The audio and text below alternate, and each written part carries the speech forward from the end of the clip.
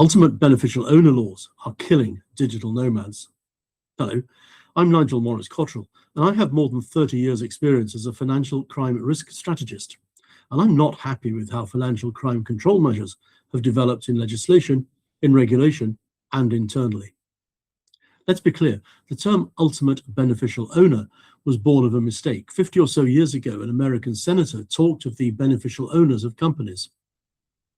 The term beneficial properly relates to trusts.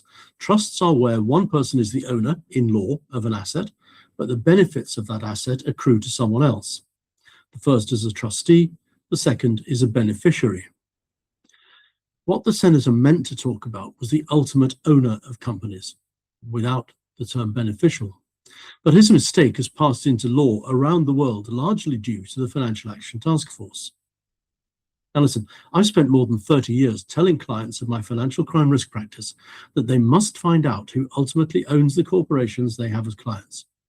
It's a risk measure, and risk measures are enforced by the policies and procedures we call compliance. I have, throughout that time, told clients that if a company that they provide services to is owned by another company or by a trust, they must perform Know Your Customer or due diligence on that company or on the trust, and in the case of a trust, on the beneficiaries until they reach humans. If the humans are more than 3 levels of ownership away, my own clients should treat the company as high risk from a money laundering and terrorist financing perspective, unless there is a very good reason for so many layers. And for the avoidance of doubt, tax avoidance is not, on the face of it, a good enough reason. If it has to be so deeply hidden, perhaps it's because it's evasion, not avoidance, and evasion is a crime. So where they reach individual humans, I've always advised they should perform KYC / due diligence on any human that owns, alone or in concert with others, for example, family members, more than 10% of the company.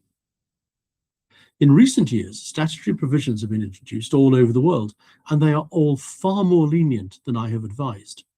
So don't imagine that I'm against the idea. I'm just annoyed by the way it's used, so that today, ordinary small businesses operating legally are being treated as if they are presumptive criminals and denied basic financial services. In association with this, countries have created company ownership registered, misnamed ultimate beneficial ownership registers. Some, such as the USA, have resisted, and even when a half-assed measure was implemented there, and that poorly, it has to be said, President Trump came along and disemboweled the legislation by saying it would no longer apply to any US-owned corporation. The registers are supposed to provide verification for the information that banks and the like are given by their customers. Supposed to be. The verification of the information provided to registers is frankly patchy, and it should not be regarded as conclusive. As a result, we have the situation where small businesses owned by people who live abroad, even where they are citizens of the country where the corporation is registered, being denied access to banking and other financial services. Corporations are, in law, a person. Anyone contracting with them enters into a contract with the corporation. It does not enter into a contract with the shareholders or even the directors. But due to poor advice or due to a restrictive and flawed understanding of the law and an excessive caution, businesses that are regulated for financial crime purposes are denying service to companies registered in one country but owned and managed from another. Those companies are routinely rejected when they apply for services or even when a review of ownership and control is undertaken. An individual risk assessment is not made, which brings us to digital nomads. If you create a company and build your business, but you don't maintain a personal home and official residence in the country where the company was formed, when you try to arrange services for the company, it is becoming increasingly difficult. Many digital nomads have been consultants or providing design services or the like from home for many years, and they decide they can do that from a beach or a mountain or some other place they want to live. There is absolutely nothing wrong in doing that. But providers are saying, we will not deal with you unless ownership and control lies in our country. It's gone beyond banks and it's reached money transfer services. So it's becoming difficult for a digital nomad to arrange a transfer of money to where he is living. And it's reached into businesses that are accidentally caught by the regulations, purely commercial companies, which as a part of their normal business operations, pay what are basic commissions to people that introduce business to them. Out of the money, the company pays them.